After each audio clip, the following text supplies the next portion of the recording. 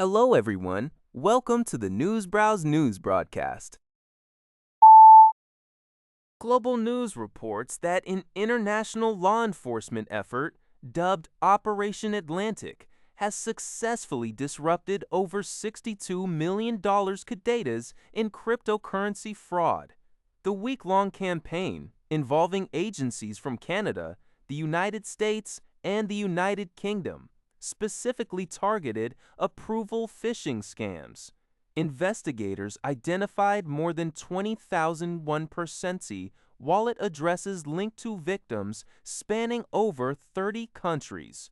Authorities announced that over $16 million cadetas and stolen funds has been frozen with the intention of returning it to the affected individuals. Additionally, an investigation is underway into another $45 million cadeta believed to be connected to broader investment fraud schemes. The operation also led to the disruption of more than 120 web domains allegedly used by these scammers, aiming to prevent further fraudulent activities. CTV News reports that two Ontario colleges, Fleming College and St. Lawrence College, have announced plans to merge. This integration aims to establish a stronger institution that will offer students expanded academic pathways and increased access to specialized programs, while both colleges will maintain their distinct local brands.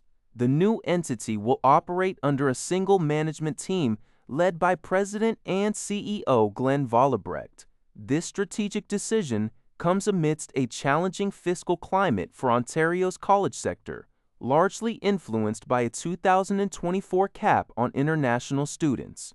The union representing college faculty, Keys Stray, has previously voiced concerns over potential widespread job losses resulting from these financial pressures, describing them as one of the largest mass layoffs in Ontario's history. Several Greater Toronto Area schools, such as Humber College, have already implemented layoffs. Leaders from both colleges view this merger as a forward-looking investment to foster more opportunities, innovation, and a stronger educational foundation across their combined regions and campuses. Fleming College has campuses in Peterborough, Lindsay, Haliburton, and Cobourg, while St. Lawrence College has campuses in Kingston, Brockville, and Cornwall. Global News reports that Health Canada has issued a stern warning against injecting peptides purchased online, emphasizing the serious health risks associated with these unauthorized drugs. The agency advises individuals to think twice before using such products, which are often marketed on social media for purposes like anti-aging, weight loss, bodybuilding, athletic performance, injury recovery, and general wellness.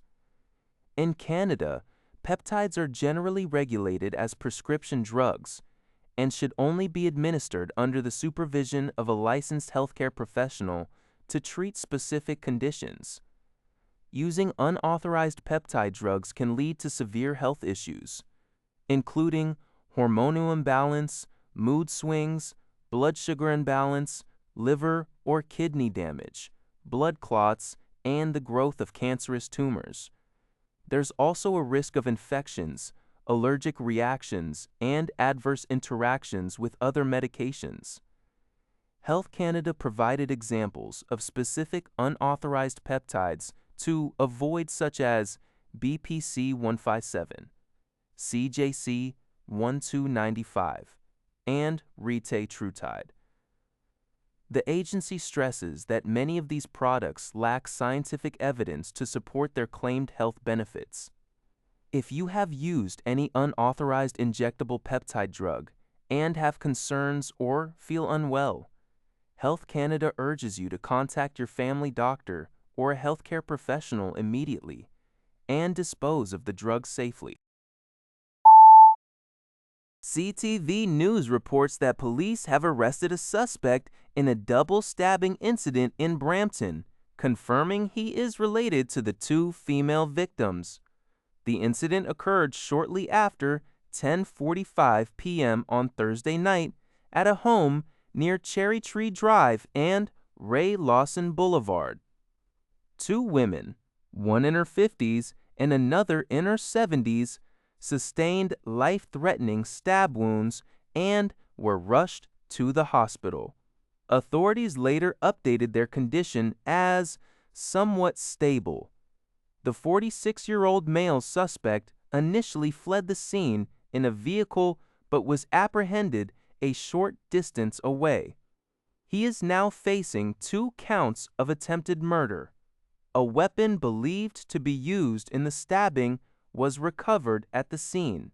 The specific nature of the relationship between the suspect and the victims has not been disclosed by the police.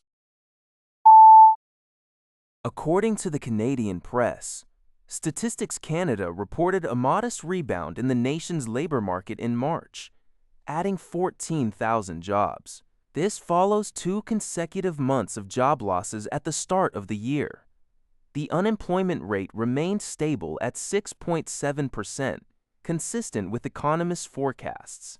Employment levels showed little change across age groups, full and part-time positions, and both the private and public sectors. Job growth was primarily driven by the other services category, which includes repair and maintenance, seeing an increase of 15,000 positions. Other sectors like professional, scientific technical services, natural resources, and tariff-sensitive manufacturing also experienced gains. Conversely, the finance, insurance, real estate, and leasing sector recorded a notable decline of 11,000 jobs, its most significant monthly drop since November 2023.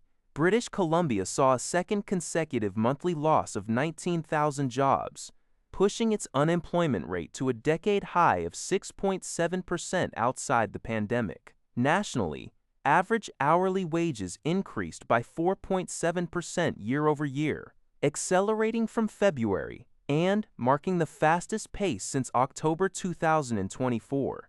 This data precedes the Bank of Canada's upcoming interest rate decision on April 29.